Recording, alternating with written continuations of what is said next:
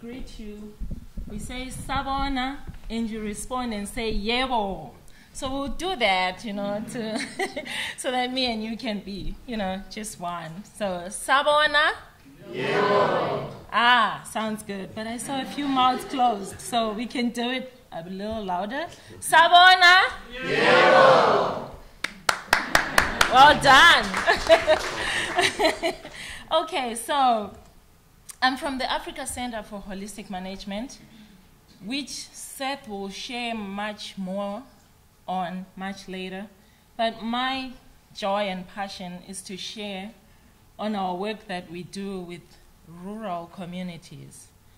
Rural communities, it's probably different in terms of context back in Zimbabwe and here in the US. Our communities are symbolized by a lot of poverty, a lot of land degradation, failing crop fields, failing boreholes, failing livestock, in the end, failing lives. People can't take their kids to school, they can't feed their families. The wealth, the pride, and the dignity is compromised, all because our land is failing. So Africa Center is located in the Hwange region. So that's our beautiful flag. That's the Zimbabwean flag.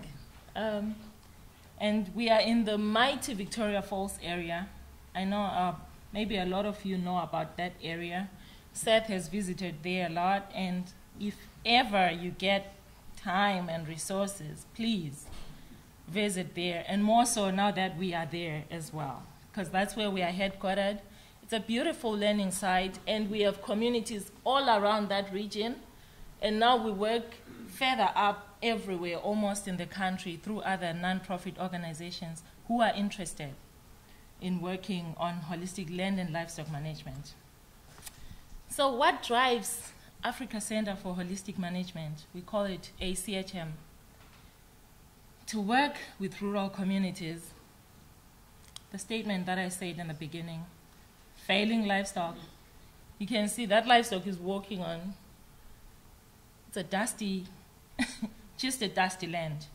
And livestock is a symbol of wealth in our country. People sell cattle to take their kids to school, to take care of their homes, to take care of every basic need that's needed.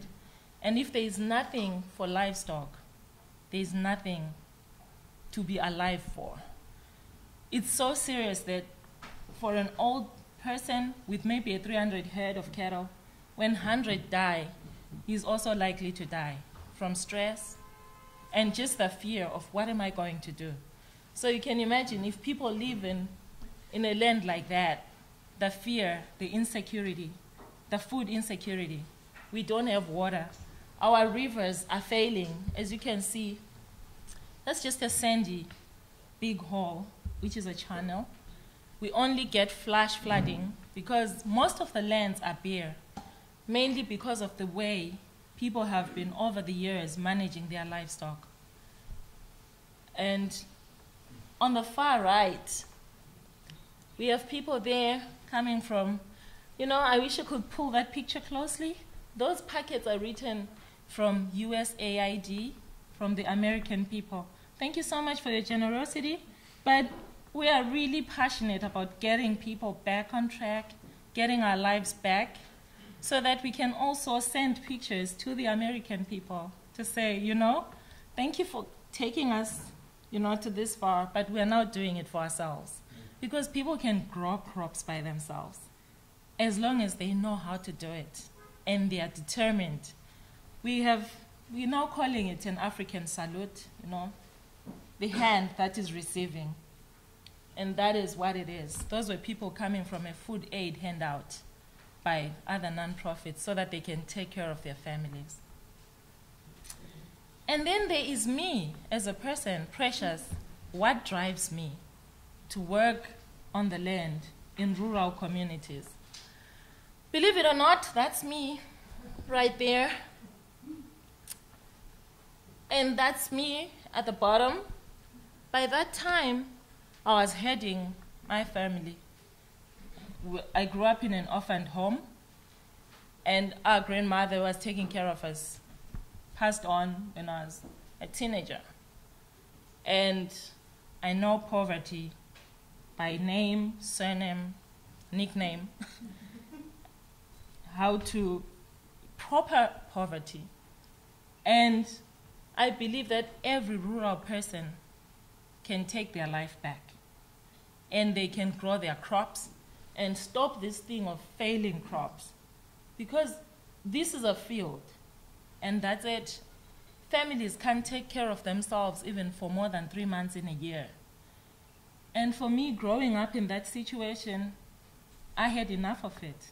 And when I found out what the Africa Center was doing just to heal the land, I wanted to be a part of it. And I am a part of it.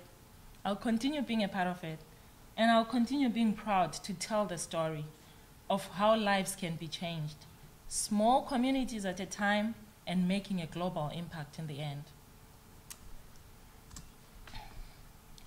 So we serve about 180,000 people who are living over 500,000 hectares of land. I don't know if those are the same measurements that you use here. And like I said in the beginning, we live in a very poor part of the country as well, very dry. Every year is a drought, whether we have rain or not.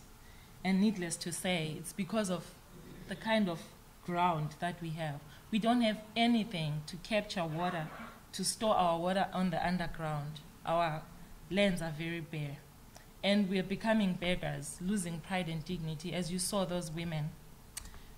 But there's good news, because we've been working. You know, I wanted to give you that background so that you have that emotion and you move in with me, and and hoping that you will cheer me up in the end.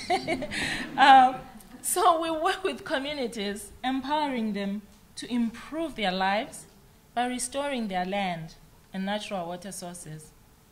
It's hard for somebody to understand, but as long as your land is in a dire shape, there is no way you can survive in an agricultural economy or in the world altogether. Even here in the US, if your land fails, there is no way you can survive. So we are working in 18 communities in Zimbabwe. This I'm just presenting in terms of our country, but we are covering much more ground even in Africa. So we work with our communities. Our approach of work is really nice. I feel it's nice because I feel that every program has to be community driven. The communities have to see the need to do it, and they have to know that they are the leaders in this. So we do grazing planning at community levels. Communities can articulate their grazing plans. They can articulate their maps. They know their land. They know that we cannot go to this particular grazing area because the grass is like this and that. This is how we've been working with them. So this is a community member who was just sharing, maybe with visitors or with Seth even. They gladly share. They keep their files. They keep everything that they have. This is one of the maps that they produced. We just use what is locally available to draw those maps. We go through a lot of intense trainings, but because we value their opinion and that buy-in, that they feel they need to do something, they do not mind sitting through any session that we hold with them. This is one of their grazing planning charts that they come up with. If you can, as you can see on the board, they record everything, their livestock numbers. They rate their paddocks, as you would like to call them. They rate them to say, oh, in this grazing area, we can stay for this long. We can, and communities know, by the way, whether they have the college science or not, they know if the grass is enough or not. I don't know how, but they're always right. Our trainings happen in diverse places, but mostly it's under the trees, as long as it's not raining. We sit here. Oh, this was a special occasion because they actually had chairs, but most of the times we are down in the dust. And I am one of the community trainers. It's interesting, under the trees. I don't know whether you can see me there, right close to the tree. And we also get to talk about fire with our communities, because in Africa, there is a huge problem of burning. We just believe that we have to regenerate grass by burning, but it is not so, because for us, we know that the first milliliter of the soil surface is important.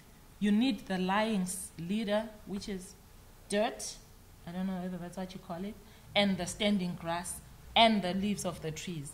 Everything works together just to capture water into the ground, to sequester the carbon.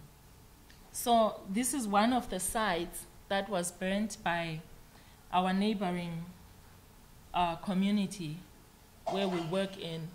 And you can imagine, on the left, all that surface litter just taken away by fire.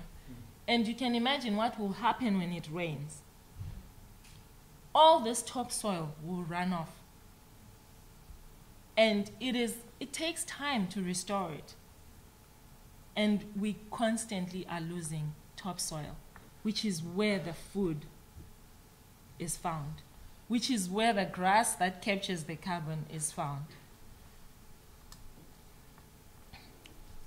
So we work in two of our communities, actually, we have seen rivers coming back. These past years, we haven't had very good rains, but rivers that used to dry up, they stood right through the year. And I am a live witness to this. We would go every 25th of every month just to the stream. And we were all shocked. We're still, it's a big research question even. And I'm sure people who are more versed with that will do thorough research. But from the fact that these are the communities who have started herding and grazing their livestock according to a plan, and they are seeing such a huge change, for us it means we must be doing something right. And these are rangelands. Aren't they good? And you can imagine the beef that comes from there for those who eat the meat. It's really good. Trust me. And it doesn't mean that there won't be any soil runoff. There is a certain amount of soil, of water that runs off, but it doesn't go away with the food of the soil. It doesn't go away with the food that feeds the trees, the food that feeds the grass, the food that makes the soil productive. And here, any wildlife can survive. Any livestock kind can survive. A farmer does not have to worry about what's going to happen to my cattle. If you feel I'm moving fast, feel free to tell me. And we also use livestock. Livestock is a big tool to impact crop fields where people farm and plant their crop, which is mostly corn. We call it maize. So this is a story of a man called Dominic Dingani. So I'll just take you through it. What we do is we encourage communities to put their livestock together in a crop field instead of using fertilizers and instead of planting huge lands which have poor soils for a poor harvest. Why not have something that's intensive where you put your livestock there which will dung and urinate and then become a manure, a sort of fertilizer, which is better than these fertilizers that we put on, which are dangerous for the soil. And so this is a story of a guy who started doing that in his field. And you can imagine, after one crow, we call it crow, shelter for livestock. Corrals, thank you, Seth. So that is all the fertilizer now on the ground. And the way we plant, we use zero tillage, where we scratch the ground in rows to minimize on the soil disturbance. And that is the crop coming up. You can imagine, even the germination rate is telling you right there. And that is his field.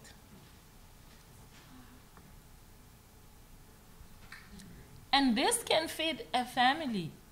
You know, a family of 4 needs 120 kgs of maize per week.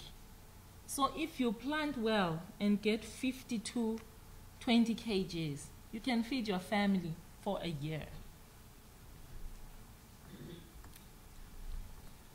There is one of our officers in that same field with the family of the man. These 2 officers, you can see how good the crop is looking, even the green itself. Here's a nice comparison of where they didn't impact and where they had impacted. Even this one that wasn't impacted, you know, it's benefiting from the legal running off nutrients, because usually it's a lot less greener, but this one looks better. But you know, you can imagine already you're seeing the difference. And this guy harvested at least 2 to 3 times more than what he has done in years. And we also work with our communities on their livestock management, how to manage their cattle.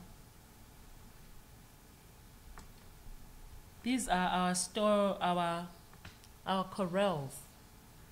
We use a material called boma sheeting material. Boma is I think it's a Kenyan word for a kraal, for a shelter.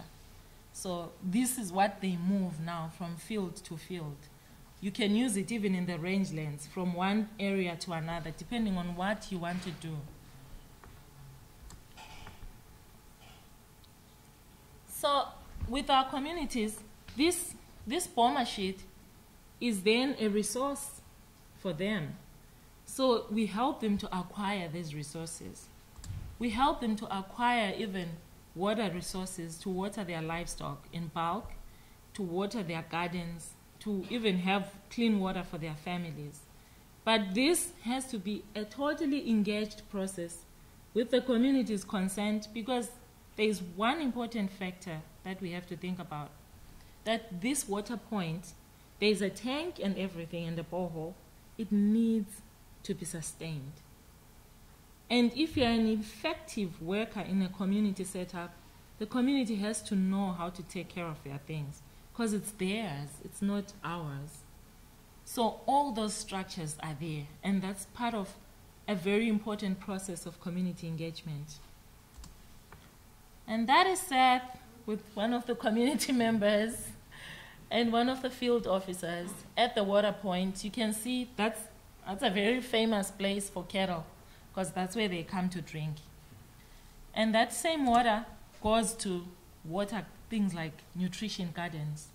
Now it supplements their food requirements. And these vegetables are also sometimes sold so that people can contribute to a management fund of their project. And so you can find that in some instances, if a community commits to saying they need a certain resource, we're like, how are you going to manage it? How are you going to sustain it? And they say, oh, we're going to do this. We're like, show some commitment. And people can say, oh, we have $50. You know, it's a lot, because repairs can be like $10 or $5, but it's hard to get that kind of money immediately at community level. So when they have something to sell and they have like an account sort of at community level, which can help them take care of everything they need in terms of the project. And here is how we engage them. This is our model, which we have learned to really appreciate in the years, because community engagement is not so easy.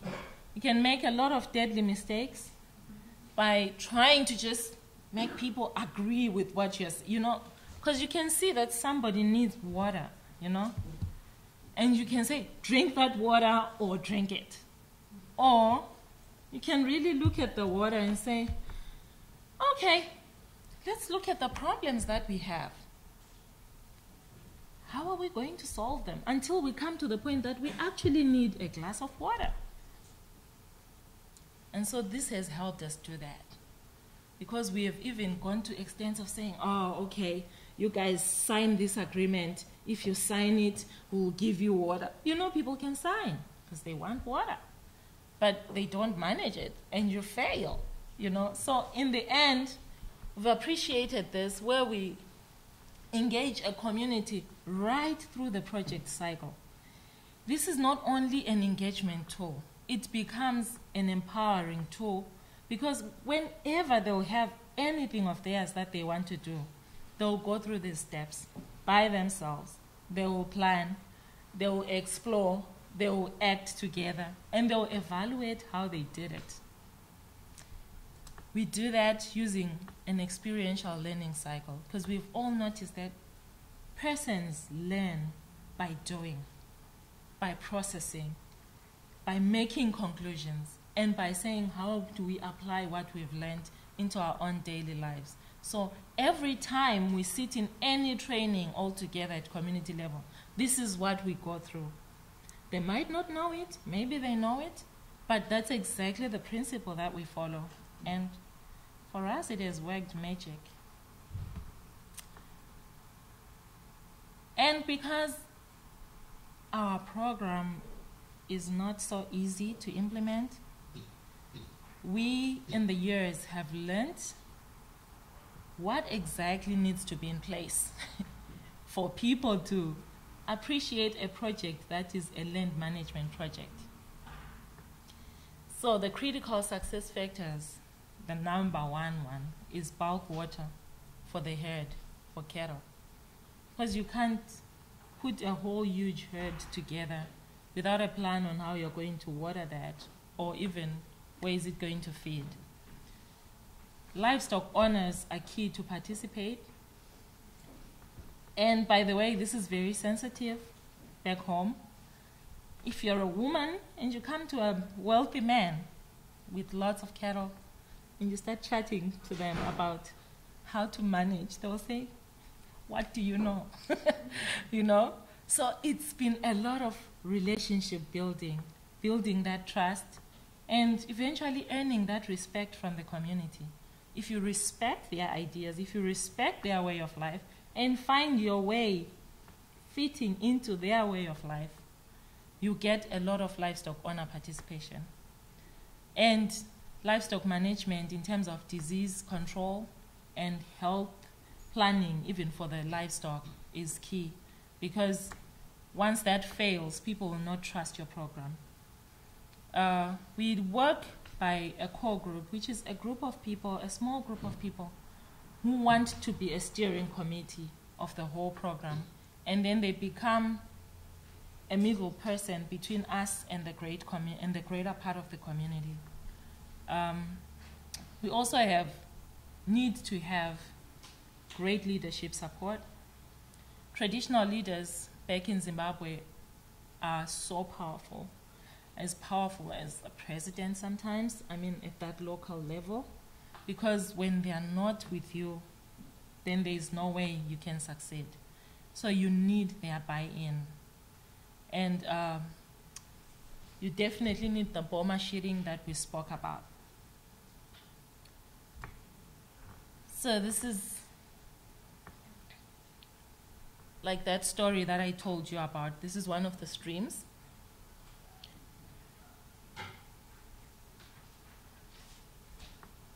The communities that have been herding throughout the year, they have shown a lot of increasing litter cover on their ground. These are powerful success stories that even if you come to Zimbabwe today, we'll be ready to take you there. And this is just a picture showing you the impact on the ground of when livestock has worked on the ground. You can imagine what happens when it rains there. This is one of the communities that has been monitoring one particular site. This site in 2005 only had topsoil cover of about 16%, but as of 2009, they had 92% topsoil cover. This is taken like at the very peak of our dry seasons. Our dry seasons are really dry and very hot. So this is when the land is mostly exposed to a lot of pressure And if that ground has nothing, it will be totally bare. And for a rural community ground to be this covered at that time of year is the most beautiful thing to see, trust me. Because by this time, the rains are about to come. So that means the ground survived the whole year. And the crop field results, you can see from the cobs, the corn cobs, on the left and on the right. You can compare. If you shell that one off, obviously you fill many buckets. And if you shell the other one off, you can probably take care of the family for 3 to 4 months in a year, and the rest you're struggling or receiving food aid. And one of our communities has actually opened a project bank account, and this is the very same community. They're called Sizinda. They made so much money from their garden, and they asked me if there's a free bank that doesn't have bank charges. That's a community that I work with. And currently, I think when I left home, that was in August, they had about $400 in their account. And they were planning to have a big party at the end of the year. So that was really awesome. And they will buy like groceries and things for families to go and enjoy at Christmas. So that also becomes the project management money, where they pay for their bills and they pay their water maintenance funds and for the livestock medication funds. This has been a long process. We've been engaged with this community for at least 6 years. So it has been a long road, but it's been awesome to see them succeed. And 13 of the 18 communities have the maintenance fund. So, of course, there are some challenges to doing this, and I would like to share those with you, if you don't mind. But just keep your faces bright, because we are not about to give up. We have funding challenges. Our country politically has been very unstable, and so anybody is not really free to make funds flow into Zimbabwe to support such huge. And besides the funding, our own money, we are not using our money now. We're using your guys' money, the US dollar. So that money of ours is not existent because of super inflation. Like, some communities have lost hope for a better future. We're still working on doing community-to-community visits so that others can get encouraged that you can actually do things for yourself. And political instability has threatened a lot of nonprofits in our country. So we work hard to keep safe and stay focused on at least what we are for. We are for the land, the betterment of the people. And these are the solutions. We engage a lot of stakeholders so that we have a big power base as a team. And we have a clear program goal of how we work with communities. And we respect the dignity of the community. Therefore, we are not about to hand out or to do such things, but we want to work with the community together. And we keep working at getting the funding. That's the only thing we can do. And despite all these barriers, we are not about to give up. Because this guy said this statement, I'm sure you guys can read, says, even if you fall on your face, at least you're moving forward. So we like that. And we are growing in Africa. We're working in all those countries now through other non-profit environmental organizations who we train, and they go and spiral out that program, and we act as consultants when we go to follow up. So this is your takeaway for today, that changing livestock management can restore grasslands and improve livelihoods. The whole thing why we are there at the community is to improve the grasslands and to help them improve their livelihoods, as we hope to move from that end to this end. Thank you.